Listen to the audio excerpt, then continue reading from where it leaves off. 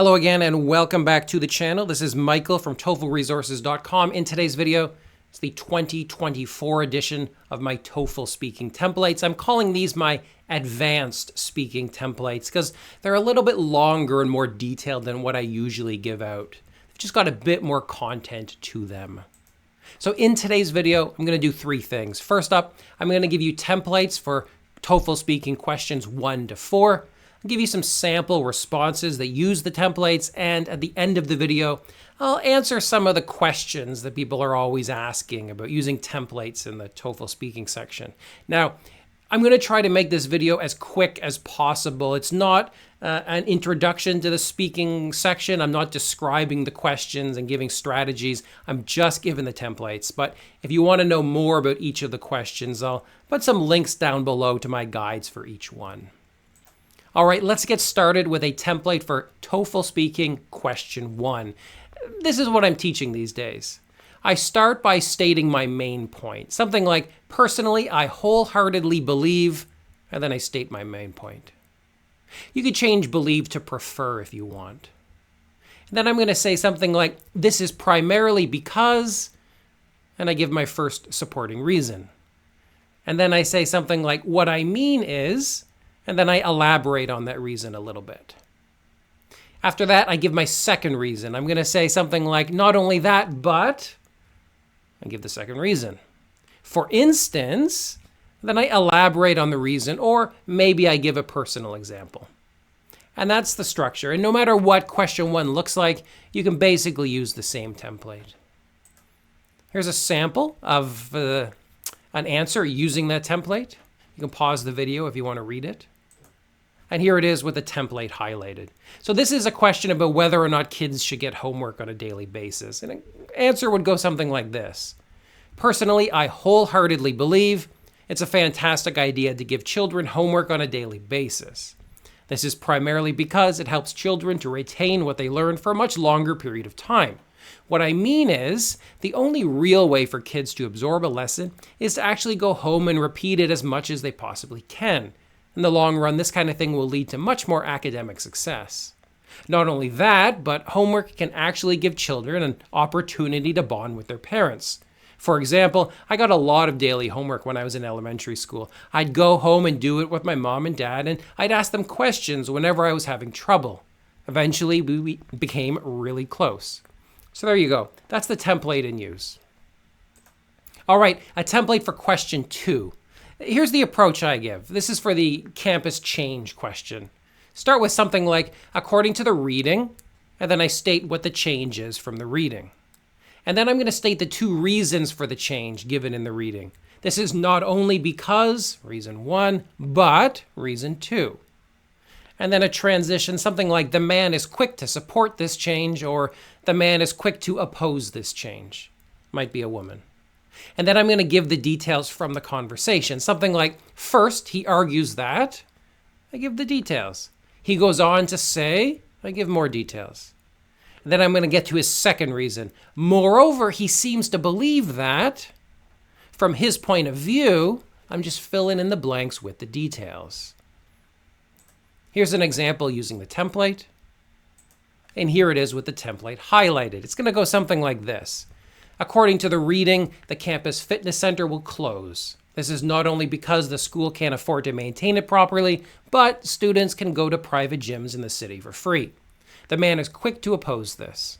First, he argues that the university will still have to maintain the building even if the fitness center closes because it could become a dangerous fire hazard. He goes on to say that it'll be very expensive to hire construction workers to tear down the building and replace it with something else.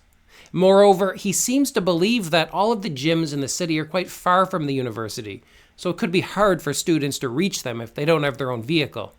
From his point of view, the closest one is more than 30 minutes away by car. Moreover, it can be quite hard to find a taxi from the campus into the city late at night. And that's basically how the template works. And, as I always say, if you're a little bit slower than I am when speaking, you're just going to put in fewer details. And now a template for question 3. It's going to go something like this. First of all, I'm going to quickly summarize the reading. I'm going to say, according to the reading, and then I'm going to mention the title, I'm going to say is, and then I'm going to define it quickly. And then a transition. Something like the professor quickly illustrates this using a couple of examples. And then I'm going to summarize those examples, right? First, he explains, give some details from example 1. Moreover, and then I'm going to give more details. Then on to the second one. The second thing mentioned is, give some details. The professor goes on to say that, I give some more details. Just fill in the blanks using my notes. Keep in mind, of course, that sometimes you only get one example. So in that case, you'll probably just delete the whole bottom part of the template. And of course, instead of saying a couple of examples, you'll just say an example or one example. Here's a sample answer using the template. And here it is with the template highlighted. It's going to go something like this. According to the reading, social impact framing is when companies emphasize their positive social contributions to attract customers and enhance their sales. The professor quickly illustrates this using a couple of examples. First, he explains how a fashion company with a new line of clothes might choose to emphasize their environmentally friendly practices.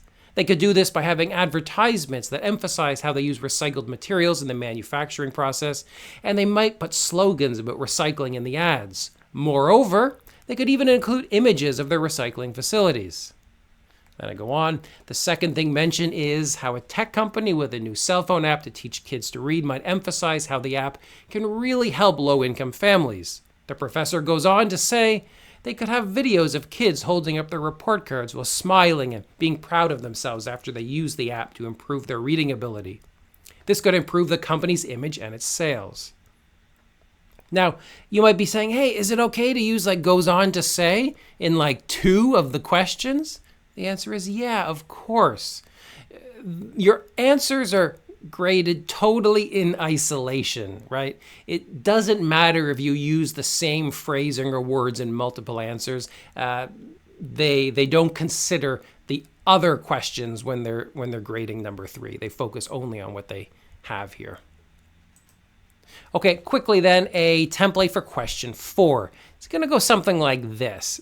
First of all, I'm going to state like what the main topic is. Something like the lecturer quickly explains 2 ways, 2 features, 2 changes, 2 adaptations, 2 aspects, whatever. And then I summarize the first thing. Going to go something like this. The first thing he touches on is, and you say what that first thing is. An illustrative example of this is, and then you state what the example is. The professor notes that, and then you give some details. And then I do the same thing for the second one. Secondly, the professor talks about the second thing. For instance, he mentions the second example. He says that, give some details. Here's a sample answer. And here it is with the template highlighted. Going to go like this. The lecturer quickly explains 2 adaptations that help animals survive the harsh conditions of deserts. The first thing he touches on is specialized heat regulation to deal with temperatures that are very high during the day. An illustrative example of this is the fennec fox. The professor notes that it has ears with a large surface area that allows extra heat to dissipate into the environment. It also has a light-colored coat that reflects sunlight. Both of these help it to avoid absorbing too much heat from the sun. Secondly, the professor talks about how animals use burrowing behavior to get away from the surface of the desert where temperatures are highest. For instance, he mentions the kangaroo rat. He says that it digs massive underground holes. Its burrows have a lower temperature than on the surface, and the rats can even block the entrances to further reduce heat exposure. This helps to reduce its chance of getting dehydrated or overheated. So there you go. Templates for each of the tasks. Before I close, I'll just answer some of the questions that I get frequently about the use of templates.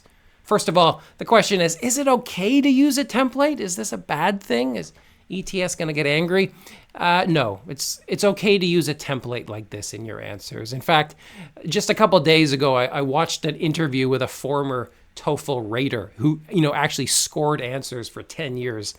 And now he has his own course to teach people how to do the TOEFL, and he teaches templates. He said he didn't punish people for that when he was a rater.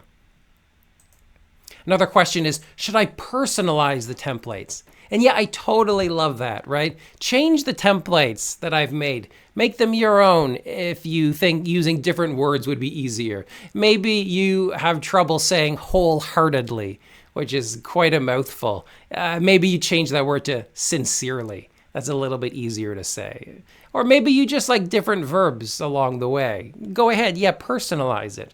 And actually, if you try to personalize the template, leave a comment down below and I can give you feedback on your modifications to let you know if I think they're a good idea. Now, the question is, should I use heavy templates like I just showed you with a ton of words? Or should I use light templates that just have a few little basic transitions?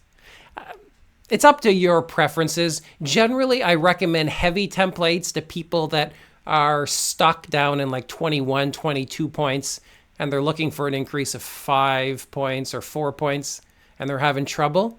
For them, I recommend a heavy template.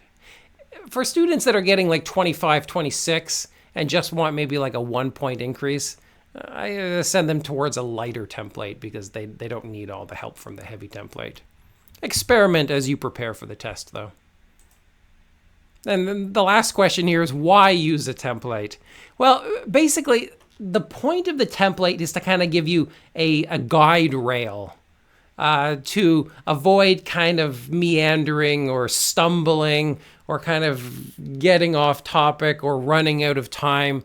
Like, the thing about the TOEFL is that it has just 3 minutes and 45 seconds of speaking. And like the whole trajectory of your academic life depends on your ability to speak for 3 minutes and 45 seconds without messing up. And because the amount of speaking is so short, just messing up one question is kind of disastrous. Or even just messing up like half a question, like, having a brain freeze and kind of like stopping for like 10 or 15 seconds or whatever, it's going to be disastrous. So the templates are meant to avoid that, to just kind of keep you on track. And yes, they are kind of artificial, but frankly, the TOEFL speaking section is very artificial, right? So that's why I recommend templates. And also I recommend them because like the design of the test and the design of the questions hasn't really changed in, 15 years since the IBT version was created. And because the design of the questions is so formulaic, because ETS themselves use a template when designing the questions, you could probably think it's easier to use a template when you're answering them. All right, I am going to leave it at that, but if you want to find more of my stuff, check out my website, which is TOEFLresources.com. I'll put a link in the video description down below, and I'll link to some other fun stuff like guides to each of the questions. But over on the website, there is a ton of content. There's a blog I update every few days with TOEFL news, and there's guides to basically every section of the test. There are sample speaking questions and sample answers, the same for the writing section. And if you want to get some lessons from me, you can find my contact information there and learn how to sign up. All right, that's all for now, but come back in a few weeks and I'll try to have a video with the basic templates, the very light, small templates, in case you want those. All right, that's all for now. Take care. Stay safe out there, guys.